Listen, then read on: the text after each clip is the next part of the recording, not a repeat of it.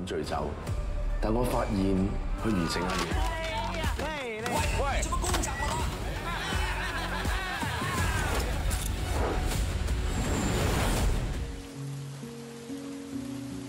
Beruntunglah bila di usia yang udah dewasa begini, di hidup yang keras dan menyeramkan ini, kamu masih memiliki teman yang selalu ada untukmu, yang selalu bersikap sama saat ada di depan ataupun di belakangmu. Karena ada banyak yang terlihat manis di depan, tapi belakangnya malah sibuk menjelek-jelekan. Ingat ya, teman yang tulus itu gak akan pernah bisa dibeli di toko manapun. Jadi hargailah selagi masih bersama. Jagalah selagi masih ada. Tetap semangat buat kamu yang lagi berjuang. Selamat nonton dan selamat beristirahat.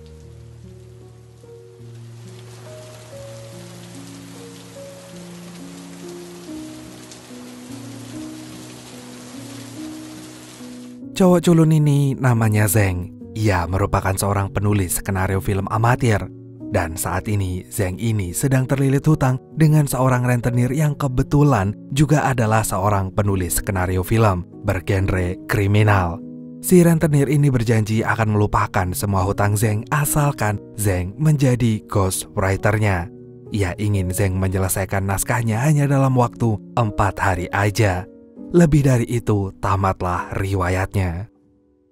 Gak ingin membuang-buang waktu, Zeng detik itu juga langsung menulis. Namun sekeras apapun Zeng mencoba menulis, ia malah terserang writer block atau merasa stuck dengan tulisannya sendiri.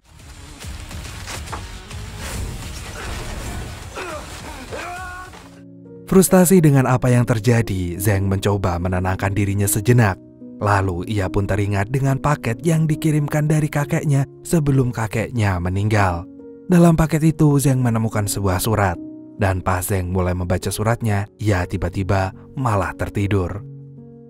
Di dalam tidurnya, Zeng seperti bermimpi melihat sosok kakeknya yang sedang bercerita. Jika sebenarnya leluhur mereka itu menyimpan banyak sekali emas di ruang bawah tanah di rumah leluhur mereka dulu, yang kini udah menjadi sebuah penjara, yaitu penjara Cek Longwang.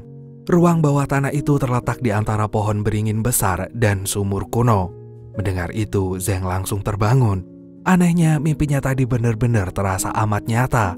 Apalagi saat Zeng ngecek peta lokasi emas yang dikirimkan kakeknya ternyata sama persis dengan denah penjara Cek Longwang.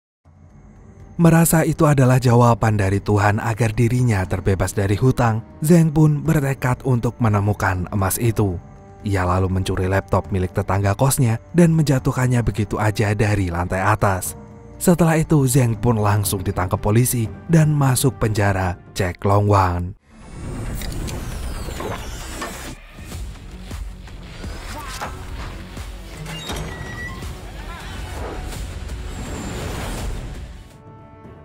Zeng kemudian ditempatkan ke dalam sel yang dihuni banyak tahanan.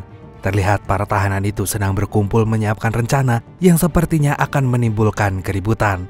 Dan gak berselang lama, mereka pun mengepung seorang pria yang bernama Jiayou.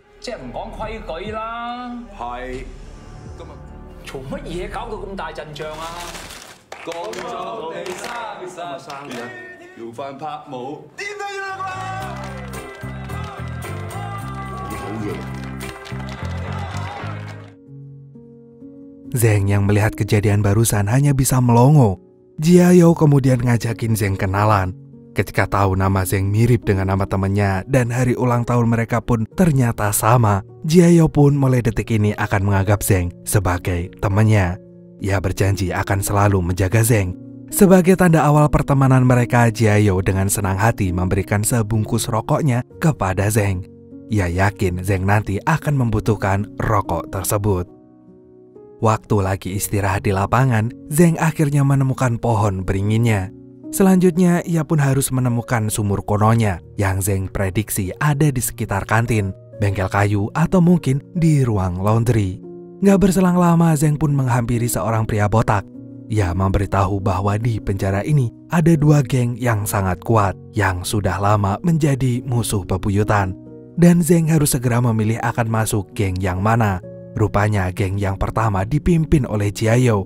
di mana Jiayo ini sangat menjunjung tinggi yang namanya kesetiaan dan keadilan. Siapapun yang masuk ke dalam gengnya, Jiayo pasti akan membantu dan menjaganya sampai akhir. Sementara geng yang kedua dipimpin oleh seseorang yang sangat beringas seperti harimau. Namanya adalah Da Biao. Mengetahui kenyataan itu, Zheng memilih untuk netral aja. Karena tujuannya masuk penjara hanya demi mencari emas, bukan jadi anak geng. Namun keputusannya itu malah membawa malapetaka. Zheng dan tahanan baru lainnya dikumpulkan di markas Da Biao. Mereka semua dipaksa untuk masuk ke geng sana. Karena merasa nyawanya terancam, Zheng mau gak mau bergabung ke geng itu. Ia lalu memberikan rokok pemberian Jiayo tadi ke anak buah Da Biao. Pokoknya apapun yang dimiliki Zheng saat ini harus diberikan kepada Da Biao. Dan sebagai tanda kalau mereka sudah resmi menjadi anggota geng Da Biao, mereka harus meminum teh yang udah diludahi oleh dirinya. Ketika tiba giliran Zheng meminum tehnya, tiba-tiba Jiayo beserta anak buahnya datang menyelamatkan Zheng. Dengan sangat tegas Jiayo bilang kalau Zheng adalah teman satu selnya dan itu artinya Zheng anggota dari gengnya. Merasa dirinya dipermalukan, Da Biao bersumpah gak akan membiarkan Zheng hidup dengan tenang. Besoknya Da Biao memaksa Zheng memakan bubur yang udah ia tambahkan dengan kecoa. Jiayo yang melihat itu tentu saja nggak tinggal diam. Ia lalu menyuruh anak buahnya untuk baku hantam dengan anak buah Da Biao.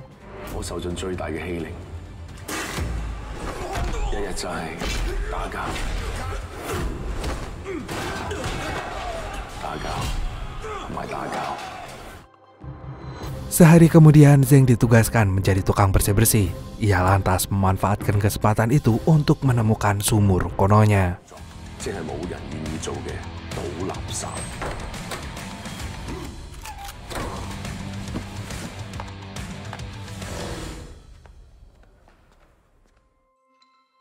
Dan karena Zheng gak kunjung menemukannya, ia mencoba mencari petunjuk di perpustakaan.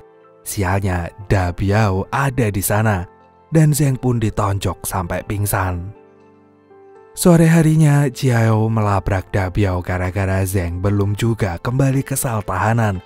Padahal jam kerjanya sebagai tukang bersih-bersih udah habis. Ia tahu semua ini pasti ulahnya Da Biao. Di situ Da Biao gak mengelak sedikit pun. Ia akan memberitahu keberadaan Zheng sekarang asal Jiao minum teh yang diludahinya. Tanpa perlu pikir panjang, Jiao langsung meminumnya sampai habis.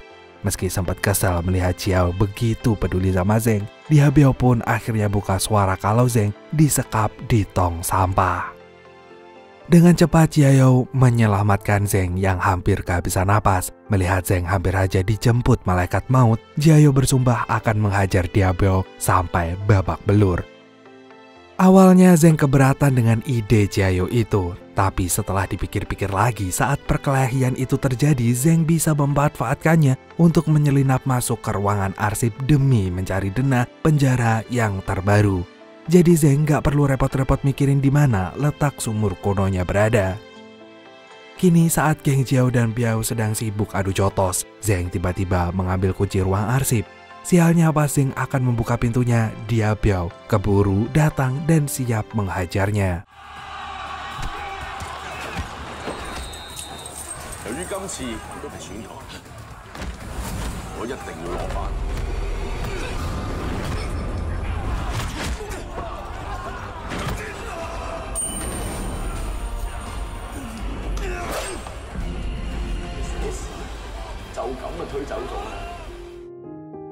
Akibat kejadian barusan, Zheng meminta Jiao untuk berhenti melindungi dirinya.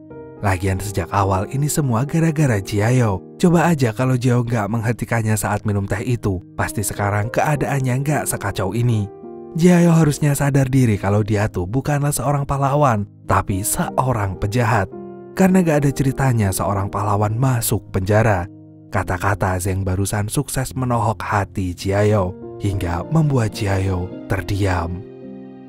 Gak lama kemudian Jiao minta maaf kepada Zheng kalau ia telah bersikap berlebihan. Tapi Jiao memang sepeduli itu dengan anak buahnya. Bagi Jiao semua anak buahnya itu adalah teman-temannya yang harus selalu ia jaga dan lindungi. Mengingat dulu ia punya seorang teman yang namanya sama seperti Zheng. Temannya itu berusaha menolong Jiayo dari kejaran preman sampai-sampai ia rela mengorbankan nyawanya demi bisa melindungi Jiayo. Gak terima temannya mati di depan mata, Jiayo segera membalaskan dendamnya. Dan karena itulah Jiayo harus mendekam di penjara. Setelah kejadian itu, Jiayo berjanji pada dirinya sendiri bahwa ia akan selalu ada untuk teman-temannya, gak peduli apapun kondisinya. Seusai mendengar cerita Jiayo barusan, Zeng langsung menyesali ucapannya yang menusuk tadi. Ia lalu menceritakan alasannya masuk penjara yang ingin mencari emas peninggalan leluhurnya di ruang bawah tanah penjara. Dan di luar dugaannya, Jiayo ingin membantu Zeng menemukan emas itu. Pertama-tama, Jiayo akan membuat sipir yang memegang kunci ruang arsip itu kambuh alerginya. Saat dibawa ke ruang medis, Zeng mengambil seragam tuh sipir dan pura-pura menjadi sipir di sana. Dan sesaat setelah masuk ke ruang arsip, Zeng berhasil menemukan denah penjara yang baru, di mana sumur kuno itu ternyata terletak di dalam ruang laundry. Mereka berdua lalu masuk sumur kuno itu dan menemukan sebuah dinding yang Zeng yakini betul di balik dinding itu emasnya tersimpan. Langkah berikutnya, Zeng dan Jiayo segera menyiapkan alat untuk meruntuhkan dinding tersebut.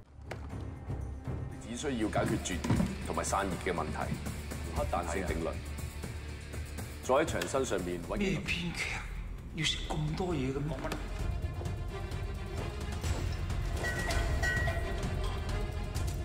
喂，阿 Sir 啊！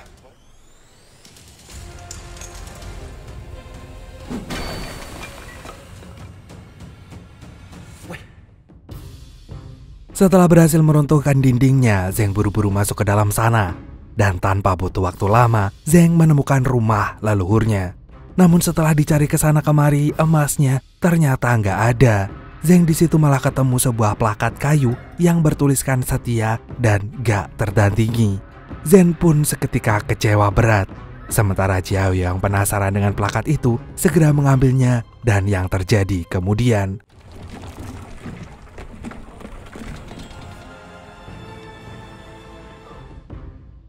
Dan betapa takjubnya Zeng saat melihat di depan matanya kini ada sekitar 100 emas batangan yang diperkirakan seharga lebih dari 20 juta dolar atau sekitar lebih dari 300 miliar rupiah. Ketika Zeng membagikan emas batangan itu ke Jiayo, Jiayo dengan tegas menolaknya. Baginya ia sama sekali nggak berhak mengambil sedikit pun warisan Zeng yang jelas-jelas bukanlah miliknya. Sekarang mereka harus menyimpan semua emas batangan itu ke dalam barel berisi asam, mengingat asam gak akan merusak emas batangan dan gak akan ada juga yang berani menyentuh barel itu. Rencananya Zeng akan membawa semua emas itu keluar dari penjara dengan menyelipkannya ke troli barang yang akan dibawa ke sebuah gudang. Yang mana hari pengangkutan troli barang itu bertepatan dengan hari kebebasan Zeng dari penjara. Pokoknya setelah bebas, Zeng akan langsung mengambil semua emas batangannya. Jiayo berharap setelah Zeng bebas nanti, Zeng bisa melunasi segala hutangnya dan membuat filmnya sendiri. Mendengar itu, Zeng malah kepikiran untuk membuka sebuah usaha restoran bersama Jiayo saat Jiayo nanti bebas dari penjara. Bagaimana juga ia nggak akan pernah bisa melupakan kebaikan Jiayo selama ini. Besoknya Jiayo datang ke markas Dabiao dan tanpa basa-basi Jiayo mengajak Dabiao berdamai. Jika anak buahnya masih ada yang mengusik geng Dabiao, Jiayo sendirilah yang akan menghukum mereka. Sayangnya Dabiao menolak mentah-mentah ajakan perdamaian itu dan ia besoknya malah mematahkan salah satu tangan anak buah Jiayo. Setelah itu Dabiao menghajar Zeng dengan sangat brutalnya. Untungnya Jiayo segera datang menyelamatkan Zeng sampai akhirnya Dabiao jatuh dan menyenggol barel yang berisikan emas batangan milik Zeng.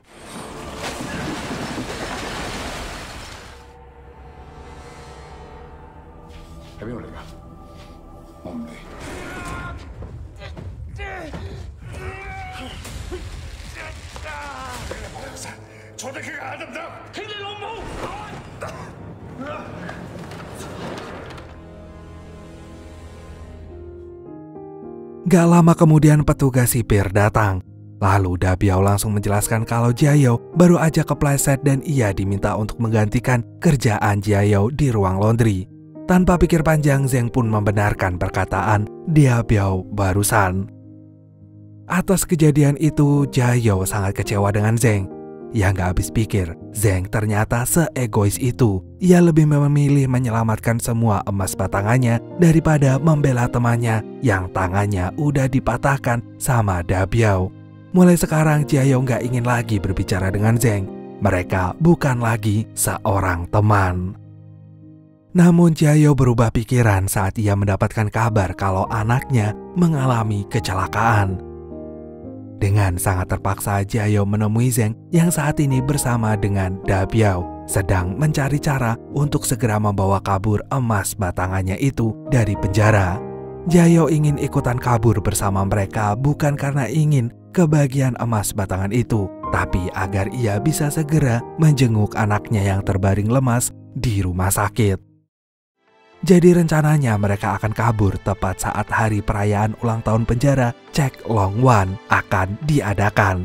Mereka akan kabur lewat terowongan bawah tanah yang akan tembus ke lautan. Masing-masing dari mereka akan menyimpan emasnya di rompi bikinan Jiayou. Tapi mengingat acara ulang tahunnya berlangsung 3 minggu lagi, sementara Zheng akan bebas seminggu lagi, mau nggak mau, Zheng harus menambah masa kurungannya. Lalu mereka kembali bikin keributan dengan baku hantam yang sangat barbar. Sehari sebelum perayaan hari ulang tahun penjara diadakan, mereka mengisi semua balon dengan gas klorin. Nantinya balon-balon itu mereka ledakan untuk mengalihkan perhatian para sipir. Selanjutnya mereka pun membuat pemantik untuk menimbulkan percikan api dengan menggesekkan baterai ke kapas kawat.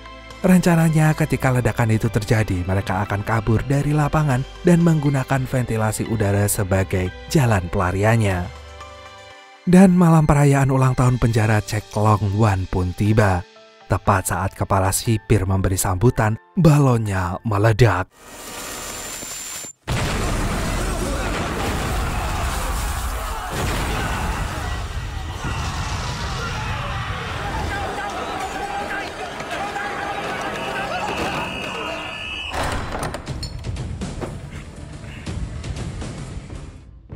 Zheng, Jiayou, dan Dabiao segera mengendap-endap masuk ke ventilasi udara.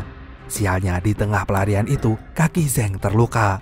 Melihat luka Zheng mengeluarkan banyak darah, Jiayou langsung membungkus kaki Zheng yang berdarah-darah itu dengan plastik. Setelah itu, mereka kembali melanjutkan pelarian mereka. Terlihat Jiayou selalu setia membantu Zheng yang berjalan tertatih-tatih. Dan gak lama dari itu mereka akhirnya sampai di terowongan bawah tanah dan menemukan sebuah pintu besar yang akan membawa mereka ke lautan. Untuk membuka pintu itu, Zheng menyuruh Jiayou dan Dabiao membuka aliran airnya. Karena air itu kotor dan mengandung natrium sulfida, maka mereka harus menyelam ke bawah dalam satu tarikan napas. Ketika kandungan natrium sulfidanya tinggi, Zheng akan melemparkan baterai yang terdapat percikan api, yang kemudian akan menimbulkan ledakan yang sangat dahsyat. Dari ledakan itulah pintu besinya akan terbuka.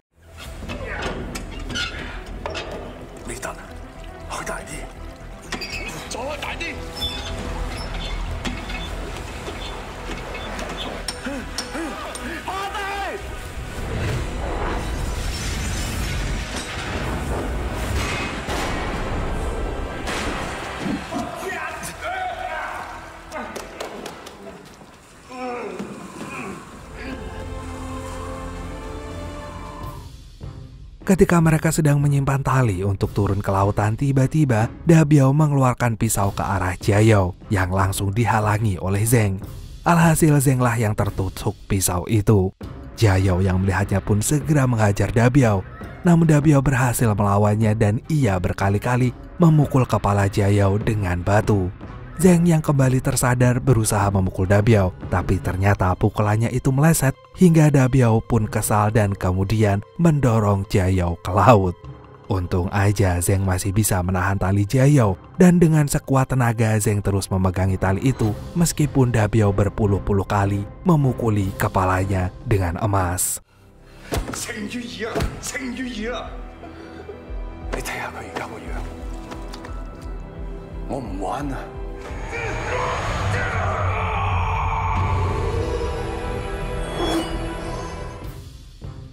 Setelah berhasil menjatuhkan Dabiao ke laut, Zheng terus berjuang menarik tali Jiayao. Zheng gak akan pernah bisa memaafkan dirinya bila ia gagal menyelamatkan Jiayao yang selama ini selalu ada untuknya. Baru kali inilah Zheng bisa merasakan yang namanya punya teman sejati.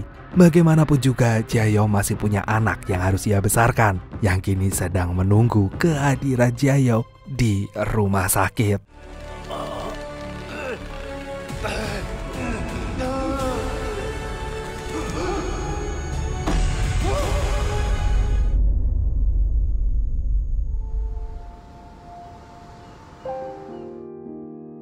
Dan beberapa saat kemudian petugas sipir pun datang.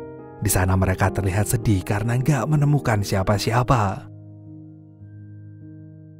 Namun sesaat kemudian muncullah Zheng dan Jiayao yang dengan senang hati menyerahkan diri mereka sendiri ke petugas sipir. Dan selang beberapa hari setelah kejadian itu, Jiayao pun mendapat kabar kalau putrinya kini sudah selesai dioperasi. Nanti Jiayao diperbolehkan menjenguk putrinya dengan ditemani petugas sipir. Lalu Zheng pun juga mendapatkan kabar bahagia bahwa emasnya yang sempat jatuh ke laut sudah berhasil ditemukan dan secepatnya akan diserahkan kembali kepada Zheng. Dan dalam sekejap Zheng mendadak menjadi sultan kaya raya. Ia jadi gak sabar ingin mewujudkan mimpinya untuk membangun restoran bersama Jiayao, sahabat sejatinya.